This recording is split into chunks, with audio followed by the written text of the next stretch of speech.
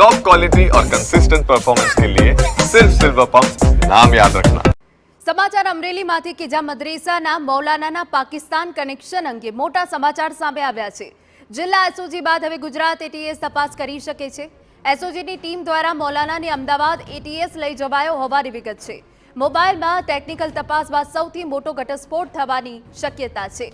મોબાઈલમાં પાકિસ્તાન અફઘાનિસ્તાનના social media ગ્રુપની પણ તપાસ કરવામાં આવશે।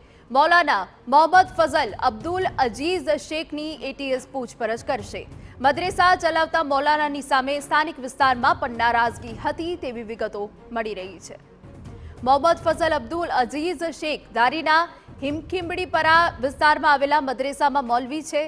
ત્યારે વોટ્સએપમાંથી પાકિસ્તાન અને અફઘાનિસ્તાનના 7 જેટલા શંકાસ્પદ ગ્રુપ મળતા પોલીસે તપાસ શરૂ કરી છે।